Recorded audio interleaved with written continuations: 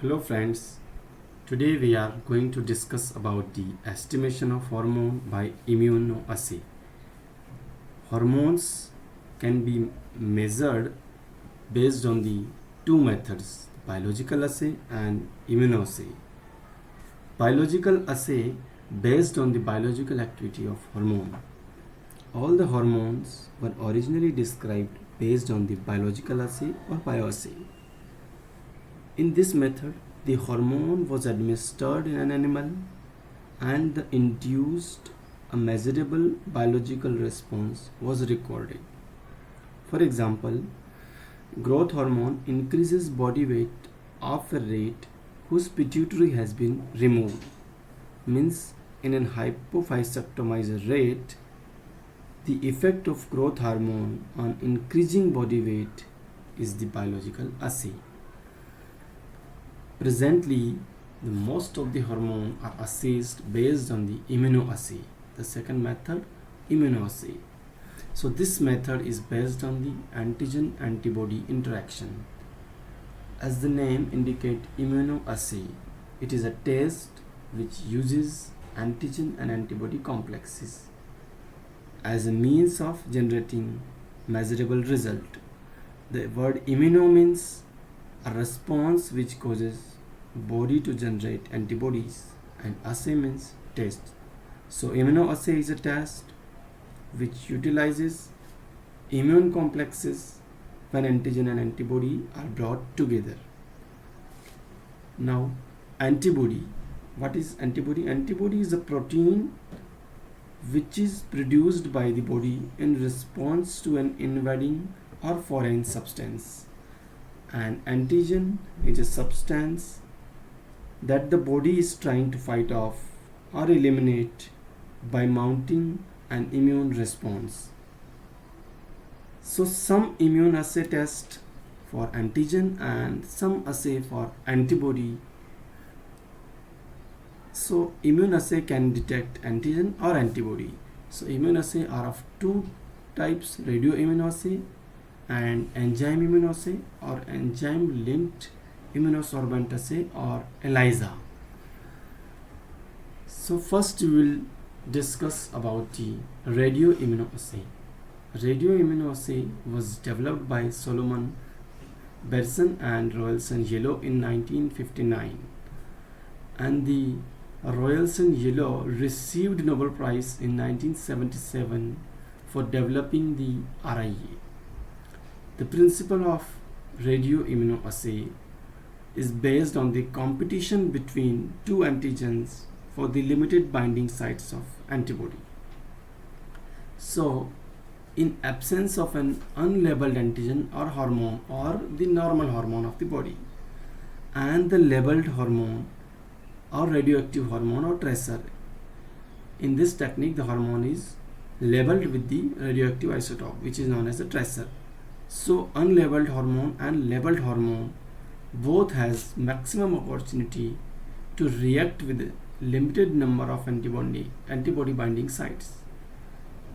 So there is a competition between unlabeled antigen or hormone and labeled antigen or tracer for binding with the limited binding sites of the antibodies. Both tracer and the hormone are having same properties of binding with the antibodies. The only difference is that tracer is labeled with the radioisotope. So after washing with the unbound antigen, the radioactivity is counted and concentration of unknown hormone is determined from the standard curve. The technique of radioimmunoassay or RIA involve radioactive antigen or tracer. It is the antigen labeled with radioactive isotope, and the commonly used isotopes are iodine 125, iodine 131 or radioactive hydrogen or tritium, and it requires antibodies or known as the first antibody against the antigen and known amount of unlabeled or cold antigen which act as a standard, and unknown concentration of unlabeled antigen whose concentration we have to detect. And by this technique, apart from hormone, unknown antigen or antibody for bacterial infection or viral or fungal diseases or tumor can be diagnosed. The principle can be understood by this animation. So in this, the vials or tubes are coated with antibodies, and the antibodies are having binding property with the antigen, which is unlabeled antigen or normal antigen or hormone in unknown sample, and the antigen which is radioactive labeled or which is known as a tracer. So both are having same binding property with the antibodies. So when both are added, there is a competition between both for the binding sites of antibody.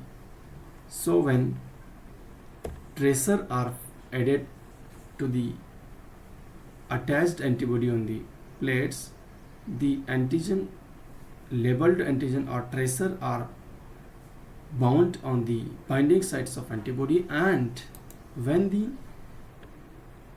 unknown or unlabeled antigen are added to the vials, there is a competition between unlabeled antigen and the labeled antigen for the limited binding sites of antibody. So some amount of the tracer is replaced with the unlabeled antigen, and unlabeled antigen also bind with the binding sites of the antibody. If the concentration of unlabeled antigen is more unlabeled antigen will bound and more tracer will replaced. So after the binding of unlabeled and labeled antigen, the vials are washed and the unbound portion are removed. Then the bound portion which contain the labeled antigen and the tracer, the activity of the radioactive tracer is detected or measured by the radioactive counter, which are gamma counter or beta counter, and a standard curve is drawn based on the counts per minute of bound and counts per minute of free portion of tracer, and against the concentration of unlabeled antigen, and based on the graph the concentration of unknown antigen in the sample can be detected.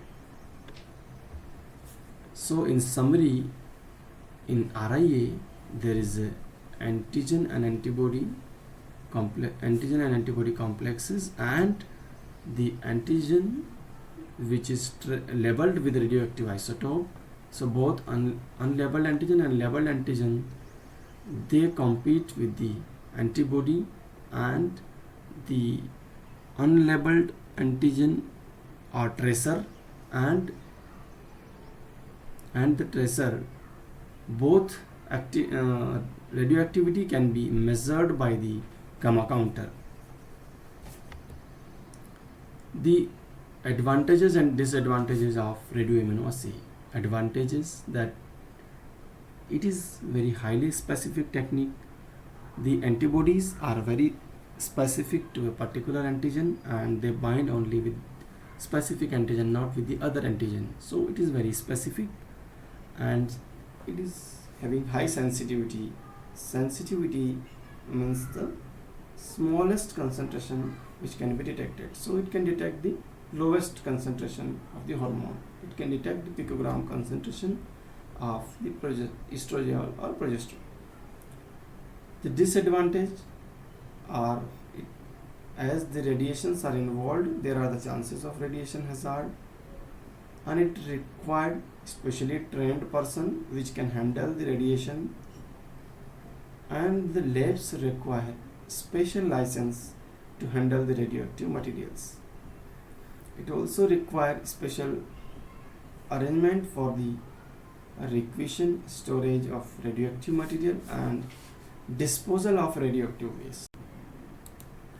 The enzyme immunoassay or enzyme linked immunosorbent assay, it is the immunological technique like radioimmunoassay, but here the enzymes are used rather than radioactive isotope to determine antibodies or antigen or hapten.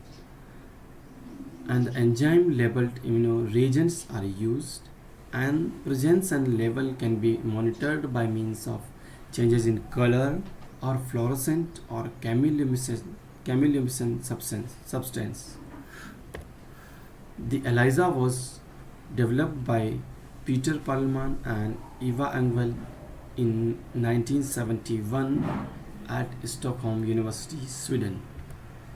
The requirements for ELISA include the microwell plate or microtiter plate or ELISA plate, which is having small wells, and the numbers may be up to 96 or 384. There are different kinds of the plates. Multi-channel pipette or multi-pipette, it help in the pipetting 8 or 12 number of samples at a time, and microplate washer is used to wash the plates after binding with the antigen or antibody. The another requirement is antigen, the known concentration of or standard antigen whose concentration is known, and unknown whose concentration we have to know,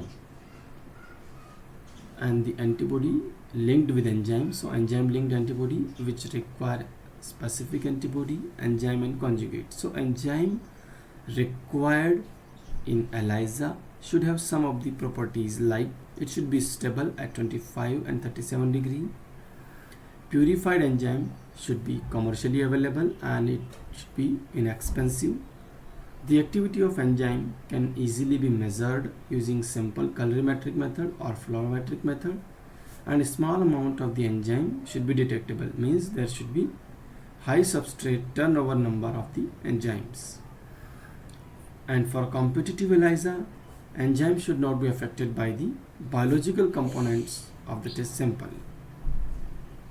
The commonly used enzymes in ELISA are the alkaline phosphatase from the calf intestine, horseradish peroxidase, and beta-D-galactosidase. Apart from the enzyme, it requires the substrate which is converted into product on completion of the enzymatic reaction. So the substrate for alkaline phosphatase is pyranitrophenyl phosphate. Substrate for beta-D-galactosidase is pyranitrophenyl beta-D-galactoside, and substrate for horseradish peroxidase is hydrogen peroxide. And the ELISA technique also required the enzymatic marker which detect the signal on completion of enzymatic reaction by changing in color.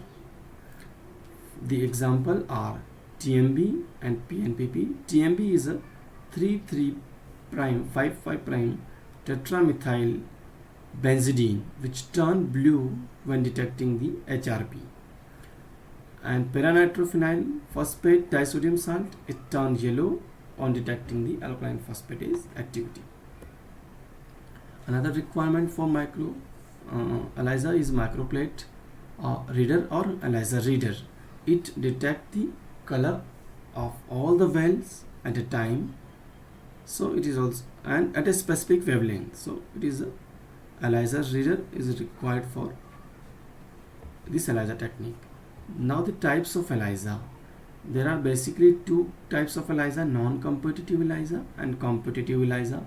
In non-competitive ELISA, there is no competition between sample antigen of the sample and the standard antigen or unknown the labeled antigen, and in competitive ELISA there is a competition between labeled and unlabeled antigen.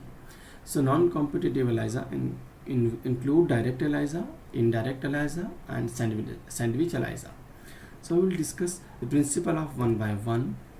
The direct ELISA can be used for detection of antigen in the sample, and in this primary labeled antibody, they react with antigen coated on the plastic surface or microplate. So in this, the plastic surface or a veil of a microplate is coated with the antigens, and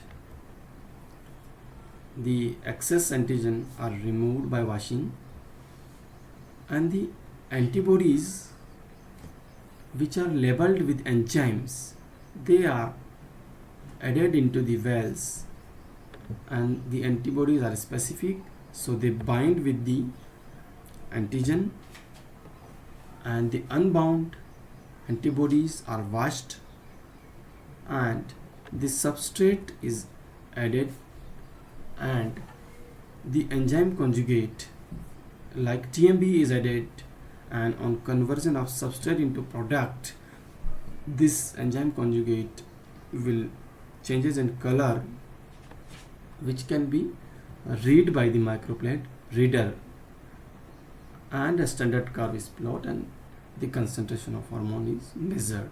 In indirect ELISA, it is used for detecting antigen in the given sample. It utilizes the primary unlabeled antibody which, and in conjugation with the labeled secondary antibody. So here primary antibody is not labeled with enzyme, but the secondary antibody which are specific for primary antibody, they are labeled with the enzyme.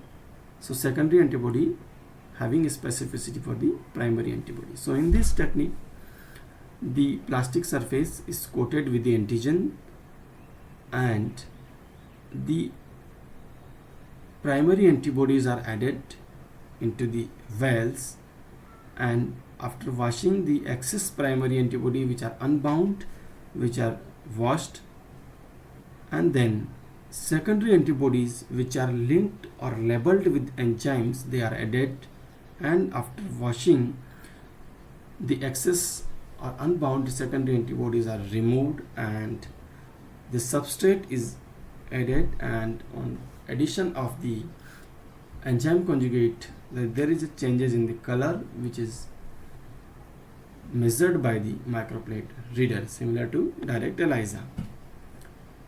Third non-competitive ELISA is a sandwich ELISA, in which the antigens like tumor marker, hormone, or serum protein may be determined.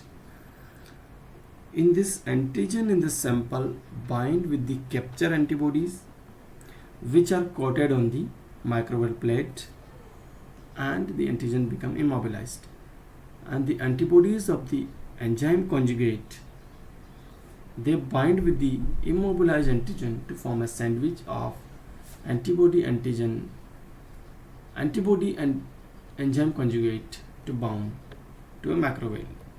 So this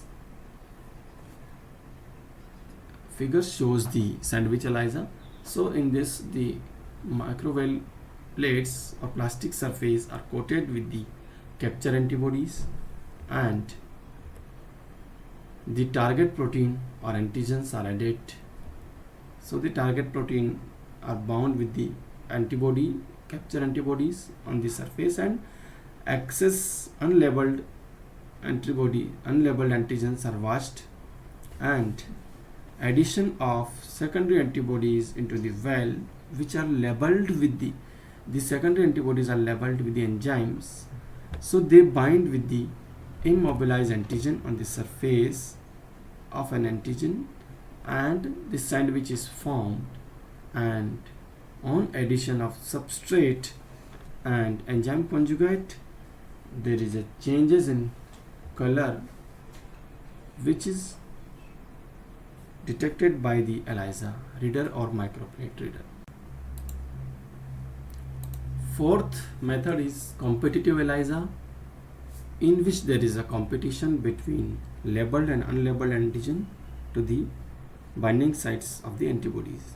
So the microplate can be coated with antibodies or antigen, but there is a competition between serum antigen and the labeled antigen for the competition with the binding sites of the antibody. So antibody antigen enzyme complex bound is inversely related to the concentration of antigen present in the serum. Means if there is a less antigen in the serum, more antibody antigen enzyme complex will bound and more color will form, and if higher concentration of antigen in the serum, less antigen enzyme complex will bound with the antibodies, and more unlabeled antigen will bound, so less color will be developed. So the increased serum antigen result in reduced binding of antigen enzyme conjugate with the antibody. So therefore less enzyme activity will be there and less color formation will be there. So here the color is intensity of color is inversely proportional to the concentration of hormone. This technique can be used for quantitatively estimation of the amount of antigen in the given sample. It can determine the small molecule like T3, T4 and progesterone hormones. The principle can be understood by the figures. In this plastic surface, antibodies are kept coated on this microtiter plate or plastic surface, and the unlabeled antigen or this antigen in this sample or serum and the labeled antigen which is labeled with enzyme conjugate, they are added in the vial, and there is a competition between labeled and unlabeled antigen. So if there is a high concentration of antigen in the sample, more antigen of the sample will bind with the antibodies and less labeled antigen will bind, so less color formation will be there, and vice versa. The competitive ELISA can also be done by immobilizing antigen on the plastic surface or microvial plate, and antigen analog can be used for competitive binding, and antibodies which are labeled with the antigen are used to detect the signal. So in this method there is a competition between labeled and unlabeled antigen. The advantages and disadvantages of ELISA, or benefits and cost of the ELISA. So advantages of the ELISA are the reagents are relatively cheap and having long half-life, so they can be stored for longer period of time. The technique is highly specific as it involves the antibodies, and antibodies are highly specific for antigen, so it is very specific and sensitive. It can detect the minimum concentration of the hormone, that is up to picogram per ml, and as there is no radiations involved or no radioisotopes are involved, so there is no risk of radiation hazard. It is easy to perform and the quick procedures are available.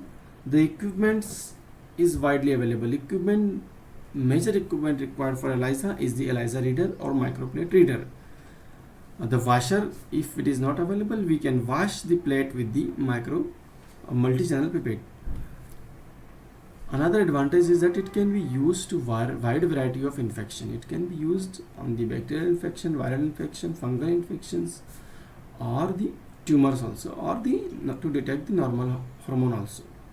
And it can be used on the most of the types of biological sample like plasma, serum, urine, cell extract, etc. The disadvantages are that the measurement of enzyme activity may be complex. The enzyme activity may be affected by the plasma constituents, and there may be chances of false positive or negative possible when antigens is mutated or altered, and the kits may be expensive. Now the quality control parameters in immunoassay. The quality control parameters are required to check the quality of the immunoassay. So these are high sensitivity, means the lowest detectable amount. So the immunoassay should detect the lowest amount in the sample. Strong specificity, so the test should be highly specific for the particular antigen, and it should not detect the other antigens. So specificity is the degree to which an assay respond to a substance other than that for which the assay was designed. So it should not detect the other substances.